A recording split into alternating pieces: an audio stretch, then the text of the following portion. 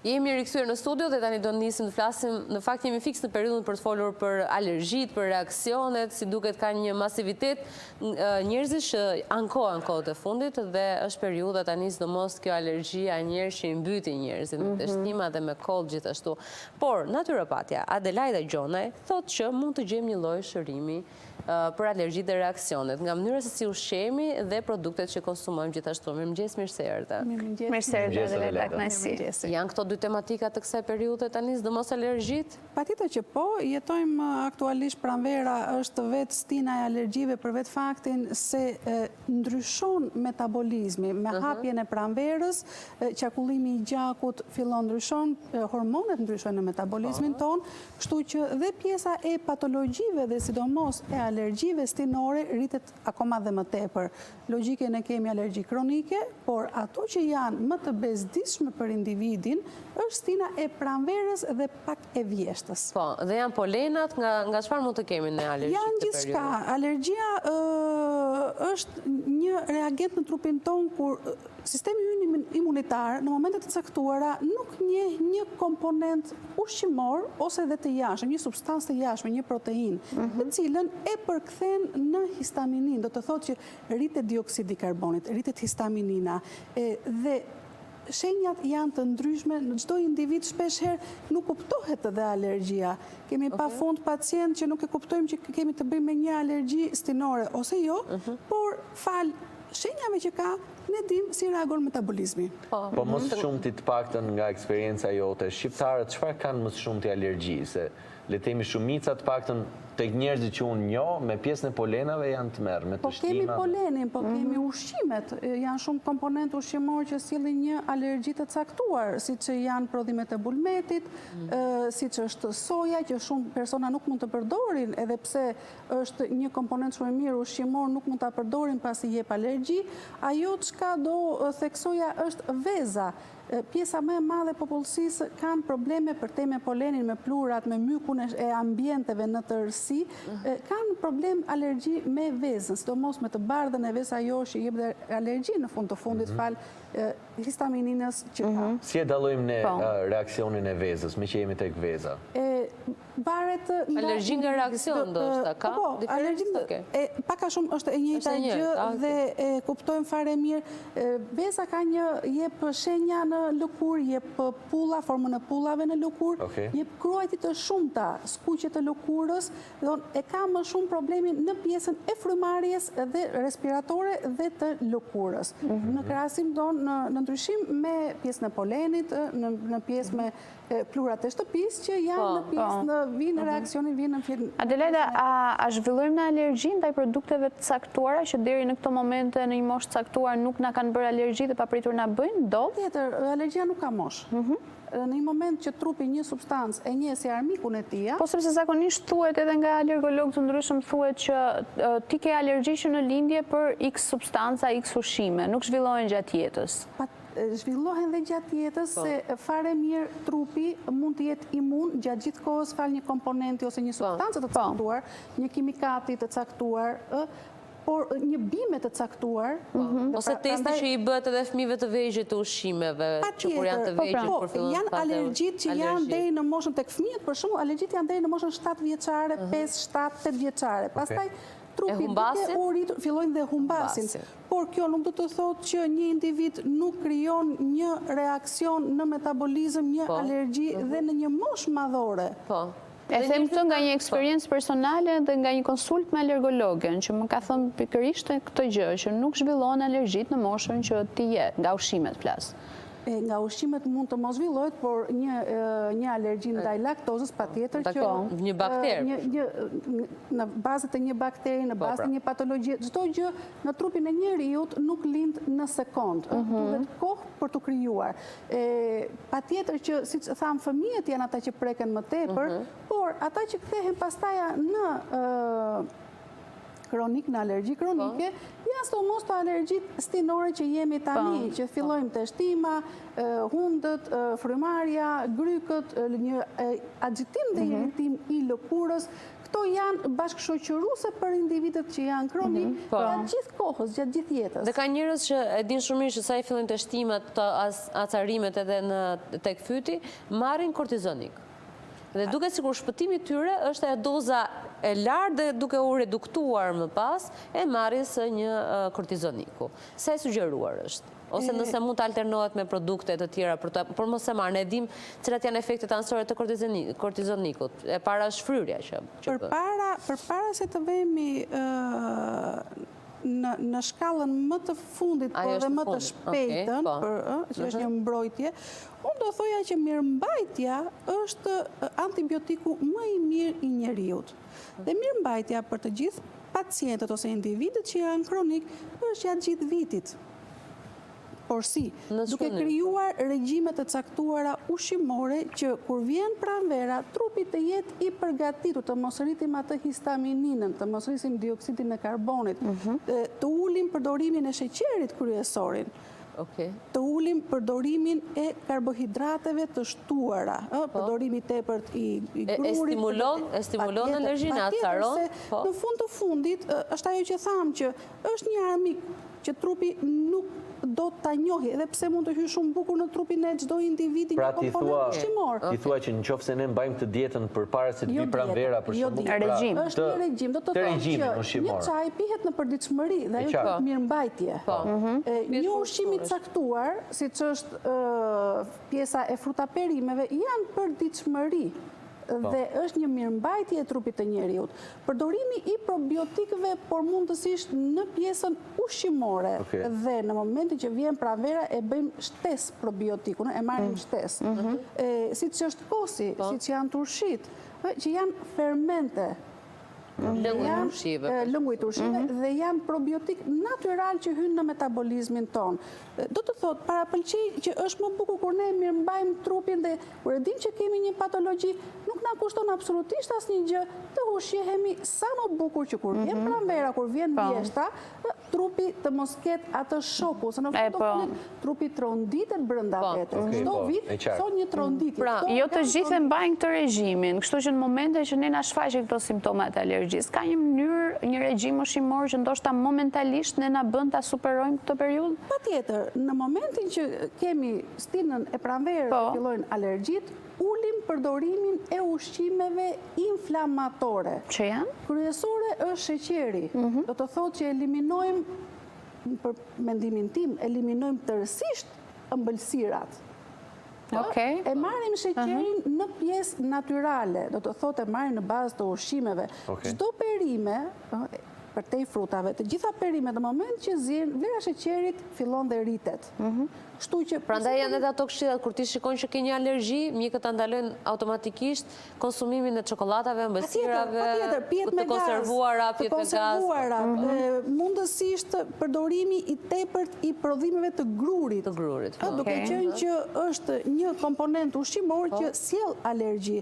Shumë individ vuajnë nga problemi i celiakisë dhe i glutenit. Ose shumë individ që kanë problem me grurin, mund të mos jenë celiak, por kanë probleme që në filizat e grurit, dhe pranvera është ajo që sjell komplet ndryshimin histaminik në trupin e tyre. Kështu që fillohet shumë bukur në pjesën e ushqimeve, që të mos vemi direkt në përdorimin e kortizonit. Kortizoni është gjëja më e thjeshtë që mund të përdorim, por pasojat janë gjithmonë më vonë. Dhe kur flasim për pasoja, nuk flasim për pasoja pas 3, 4, 5 ditësh. Pasojat në trupin ton vinë gjithmonë nesër, dhe nesër quhet pas 10 vjetësh, pas 15 vjetësh, pas 20 vjetësh. Do thoni një po të shpun ka kortizoni sot me pas 20 vjetësh. Absolutisht, trupi trupi ka memorje. Dhe çdo gjë përkthehet nesër. Në një moshë kur ne nuk e presim, fillojnë ato sëmundje kronike nga shumë faktor të jashtëm. Kush janë te lista e reaksioneve që përmendëm tashmë? Kush është ai që ne duhet i ruajmë më shumë, që mund ta cilësojmë edhe si më të rrezikshëm? Nga gabimet, thua? Nga gabimet ose nga produktet? Sot nuk ka më listë. Nuk ka më listë. Sot nuk ka më listë. Sot individi ose fëmijët, sidomos fëmijët, poleni është ndër shkakët kryesor, por ajo që ka shtuar shumë vitet e fundit është myku i ambienteve, plurat e shtëpisë. Gjë që sot jetojmë në një ambient gjatë të kontaminuar, ambienti është i ndotur, ajri është i ndotur, ta persona në momentin që fillojnë çelin lulet, kanë problem me pjesën e bimëve, kështu që është një gjë që kudo që ta kthejmë, ngado që ta kthejmë, përsëri një individ që ka alergji do e ketë atë alergji. Ideja është që si ta mirëmbajmë Po vjen pikpyetja që, okej, po tani te pjesa e shtëpisë për shembull, çfarë të bëjmë ne, se ne mund të mirëmbajmë të paktën organizmin, po ajo pjesa e pluhrave të shtëpisë ose e mykut, ajo është e paevitueshme. Është e paevitueshme, mundohemi që dritaret në këtë periudhë të mos i mbajnë shumë hapur, të gjithë familjet që kanë fëmijë me alergji të ndryshme dhe sidomos nga plurat dhe nga poleni, mundohemi nuk e rëndojmë shtëpinë me pjesën e tapeteve, pjesën e perdeve të ngarkuara, gjë që pluhuri mbartet, zë, vend, ruhet. Kështu që të gjithë prindrit që kanë fëmijë që kanë probleme me pluhurat dhe me polenin, mundohen, janë këshillat që çdo mjek ja jep çdo prindi dhe është përditshmëria ajo që ul pasojën dhe patologjinë. Ndërkohë, predispozit kush ka më shumë si grup mosh, pra fëmijët e vegjël, gratë shtatzën, duke qenë që ndryshon komplet metabolizmi, por fëmijët e vegjël deri në moshën 7, 8, 10 vjeçare, ka plot fëmijë që kanë deri në këto mosha, deri në disa vite përpara thoshin fëmijët deri 5-6 vjeç, 7 vjeç, tani edhe në 10 vjeç ke pafund fëmijë me alergji. Moshat e treta përsëri kthehen, moshat e treta, duke qenë që në gjithë kronologjinë e jetës trupi është mbi ngarkuar në substanca të ndryshme, kimike, ushqimore, të jashtme, shpeshherë shfaqin alergji. Okej, e qartë. Ndërkohë, kjo periudha që ti the përveç polenave, mua më rezulton edhe pjesa që dhe themi të nxjerrim fëmijët në bar, për shembull, ose në lëndina, por ndodh që të kenë alergji nga lulet ose nga bari në to. Si evitohet kjo gjë? Mos ekspozimi ndoshta? Mos ekspozimi, sot po jetojmë në një kohë ku fëmijët ditë e ditës po bëhen asocial. Dhe mos ekspozimi do të ishte diçka e gabuar, se nuk mund ta mbyllësh një fëmijë në inkubator. Por përsëri kthehemi tek ushqimi. Ushqimi është baza. Ushqimi është 80-85% e çdo sëmundje kthehet në ushqim. Do të thotë, fëmijës nëse i eliminojmë komponent të caktuar ushqimor, por në të njëjtën kohë i shtojmë një probiotik, se nuk është ideja që të marrim gjatë gjithë kohës suplemente, nuk është ideja që gjatë gjithë kohës të jemi të varur nga farmacia, nuk është ideja që gjatë gjithë kohës të jemi të varur nga mjeku, se është përditshmëri. Ndërkohë, filizat janë quajtur si një super ushqim, super produkt për të konsumuar nga gjithë grup moshat. A japin ato në vetvete një alergji ose reakcion tek njerëz të caktuar? Filizat e bimëve, filizat e farave, çdo farë kthehet në filiz. Dhe janë ushqimi më i mirë, duke qenë që kanë një pjesë të proteinave ndjes shumë të lartë, kanë vitaminat C, B, K, në të njëjtën kohë kanë kalium, kanë magnezin, kanë zinkun. Është një superfuqi në metabolizmin ton. Por jo çdo kush përsëri mund të përdori filizat. Kush nuk duhet i përdori? Fëmijët nuk mund të përdorin filizat. Absolutisht, dhe kemi edhe filiza që përmbajnë dhe Escherichia colin dhe salmonellën. Filizat gjithmonë nuk përdoren për gra shtatzën. Në të njëjtën kohë, filizat nuk mund t'i përdorin dhe personat që kanë problem me koagulimin e gjakut, që në analizat e tyre kanë trombocitet të ulta. Pse?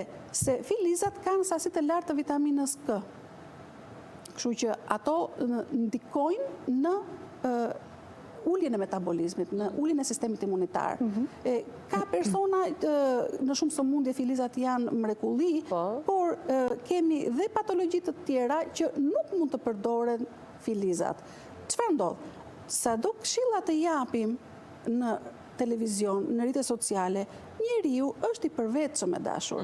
Dhe jo siç ushqehem unë, mund të ushqeheni dhe ju dhe ana sjelltas. Shumë personale. Kështu që çdo kush ushqehet në bazë të problemit që ka. Gjithmonë kur kemi patologji të caktuara, duhet të jemi të kujdesëm në çka përdorim në përditshmërinë tonë. Këto filizat si mund të i konsumojmë? Mund të jenë në formën e sallatës, duhen patjetër të marinohen, si e kanë vlerën më të lartë? Është thjesht dhe t'i bëjmë vetë në kushte shtëpie, por duhan dhe atë kohën e caktuar dhe duhan dhe higjienën, sidomos higjienën. Në të njëjtën kohë blihen në çdo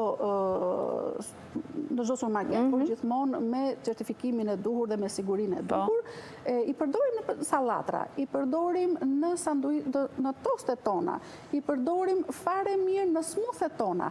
E mira e filizave është që gjithmonë të grihen sa më imët, që dhe në qoftë se kemi baktere në to, ato të eliminohen.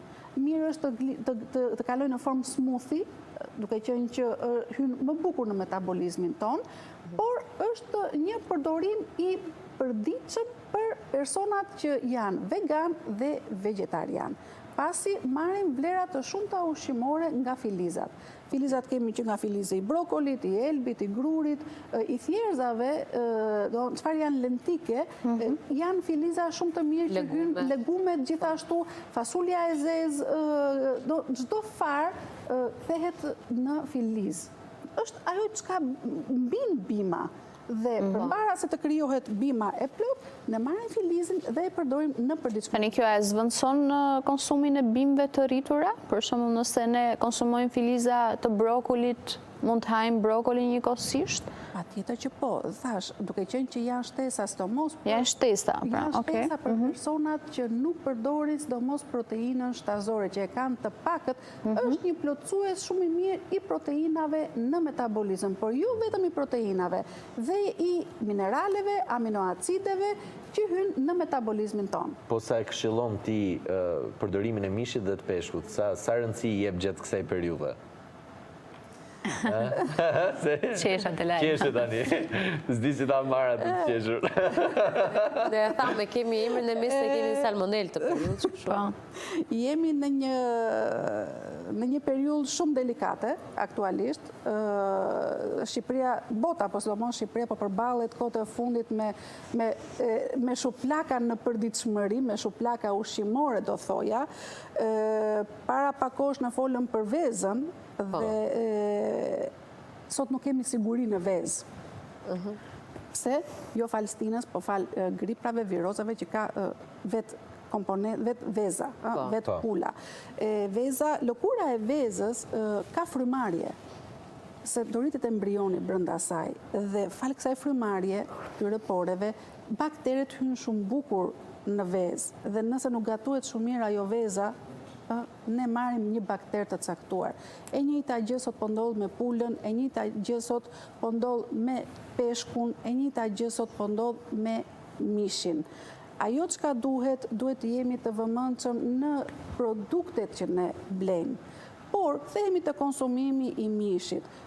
Nuk ka nevojë njeriu më shumë se nuk e dini qoftë se e kemi hasur herë tjetër, trupi duhet të marrë sasinë e caktuar të çdo produkti.